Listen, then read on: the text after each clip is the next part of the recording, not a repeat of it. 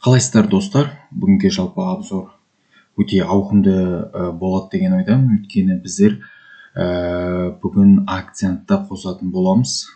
Именно қандай акция? Ол бізде Tesla акциясы. Не үшін біз оған оралмақшымыз? Бірінші содан бастайық. Яғни алдында бізде Трамп пен Илон Масктың арасында шамалы кикілжіңдер болған. Бір-бірімен келіспей не деген сияқты. Бұл кикілжіңдер не мақсатта болып жатыр деген сөз. Яғни бұл жерде ешқандай да бос әңгіме жоқ, только ақша табу мәселесінде. Например, Америкада бізде екі партия бар, демократтар мен бізде республиканецтер. Олар бәрібір мысалға сырттан қарағанда олардың тайталас болып көрінгенмен де олардың ар жағында тұрған бір жүйе бар, бәрібір де соған бағынады. Ол жердегі тек кішкентай менеджерлер былай істейтін деген сияқты. Бұл жерде де не үшін бұл жерде ондай ситуациялар, яғни адамдар, біздер қоғам екіге бөлінеді. Ол жерде тек бір ғана идеямен ғана жұмыс жасай алмаймыз қоғамда. Сол енді 10-15 түрлі идеяларға бөледі, бірақ асамның екі идеяда жүреді қоғамның ой пікірі. Сол екеуін де басқару үшін екі түрлі адамдарды қойып, солар арқылы бір системаны басқарады. Яғни олардың артында да басқа адамдар тұр деген сияқты. Сол команда тұр, солар басқарады деген сияқты. Бұл жерде де дәл сондай, ешқандай да бір екеуінің арасында былай кикілжің болып сырттан көрінгенмен де екеуі де олар бір адам, болашақта бірге жұмыс жасайды. Ол екеуі де бизнесмен адамдар, олар тек интерестер, тек қалай ақшаны жоғарғы мақсатта пайдалану болып табылады. Енді одан кейін бұл жерде дальше пландар қандай? Бұл жерде де ол екеуін басқаратын системада екеуі артындағы жүйе бір.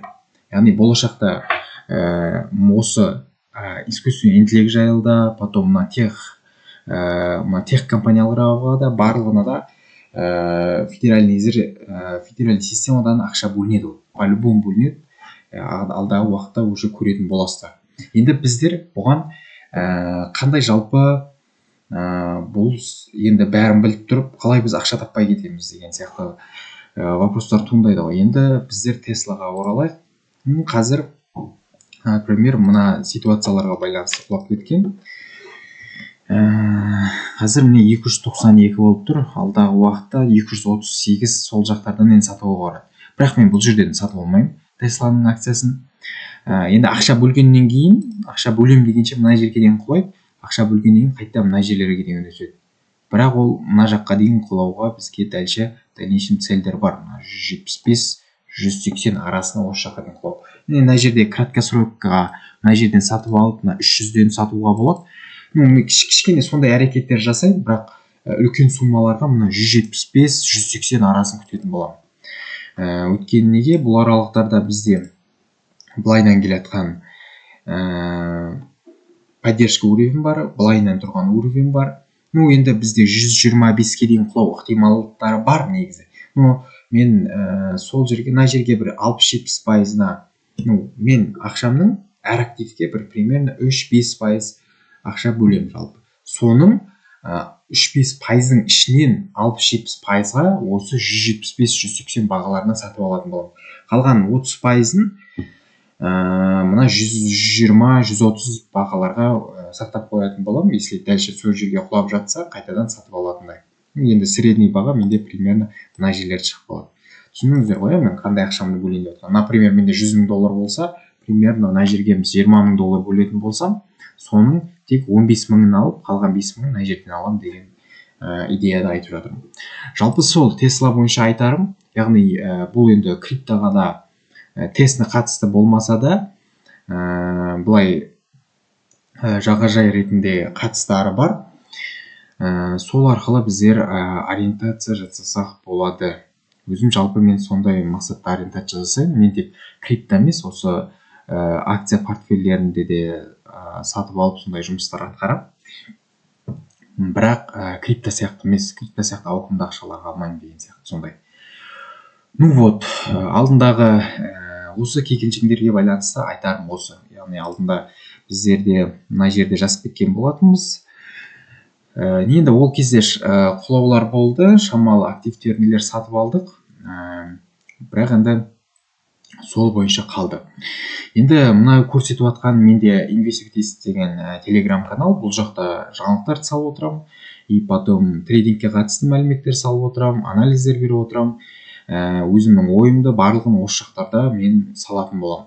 Потом мына YouTube арнасына астына мен телеграмға ссылка қалдырып кетемін. И потом краткосрочный торговляда мен Bybit биржасында торговля жасаймын. Сол арқылы тіркелсеңіздер болады. И потом мына жерден подписание жасап қойсаңыздар да болады. Жалпы канал жайлы осы айтамын. Енді потом біздер биткоинға оралайық. Бізде биткоин бағасы 105.398. Алдында сол кикілжіңдерге байланысты 100.700-ге құлап келген. Бірақ маған особо бұл қорқынышты болып көрінген жоқ. Мен енді мына жерден де жоғары жақтан да сатып алып қойсам да екен қайттан көтеріліп кетеді. Енді мен енді позицияларымды мына 114 130-ды мен по-любому қанша уақыт болса да жалпы күтуге дайынмын. Енді бірақ енді төмен қарай мына жақта қимылдап кететін болса, енді минуспен сатам. Келесі целдер міне 84, одан кейін 63-64 мың ценалардан биткоин сатып алатын боламын. Енді краткосрок торговляда біздер құлау мақсатында айту үшін минималды мен мына 114-тен асып 130 аралықтардан бастап сол жерлерден негізі шорт позиция қарастыруға болады. Но қазір емес. Қазір мен ешқандай шорт қарастырмаймын. Краткосрочный лонг позицияларда отырмын. Цель менде 114, 130 сияқты цельдер. Енді бұл енді краткосрок. Енді долгосрок позицияларым барлығы да ол жақта тұр. Основной сатқан жоқпын. Көп бөлігін мына 150-ден сатамын споттағылар. Пока менде сондай.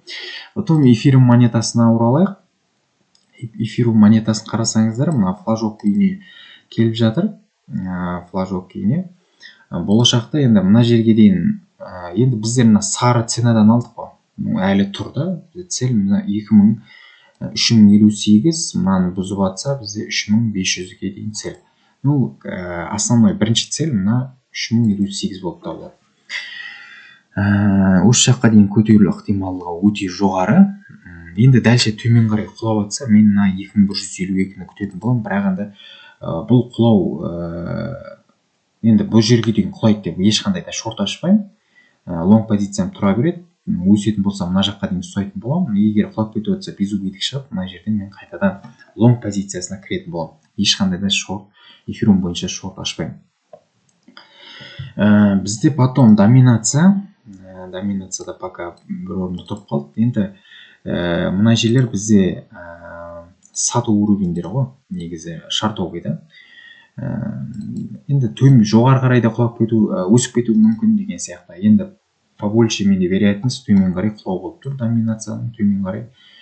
Мына 61 сияқты цельдерге. Егер мына жақта құлайтын болса, мына айтып отқан биткоиннің өсімі, эфирумның өсімдері болашақта біздерге үлкен жалпы мүмкіндіктер береді. 115-130-ға барамын деген. Мына 61%-ға құлаған кезде. Егер де біздерде мынаның жоғары қарай өсімін істейтін болсақ, бізде уже айта кететін жайт, мынау 77 деген цель. Мынадан жоғары қарай кететін болса, сол жаққа қарай кетіп қалып, бұл кезде жағдай бізде қиындайды. Биткоиннің төмен қарай, даже эфирумдардың 1200-ге дейін құлауын бақылайтын боламыз. Сондықтан алдын ала рискті азайтып, әр ақшаңызды есептеп, риск менеджментін сақтап кірген жөн. Потом жалпы S&P 500-ға оралайық. S&P 500 енді лонговый болып тұр. Бұның өсімі бізге дәлше енді алдынан бері S&P 500 жайлы лонг деп айтып келе жатыр. Енді сол позицияда да дәлшеде ұстай беремін, жоғары қарай өседі. Бұл өссе енді 70-80% вероятность өзінің артынан биткоинді қатар жоғары қарай алып кетеді.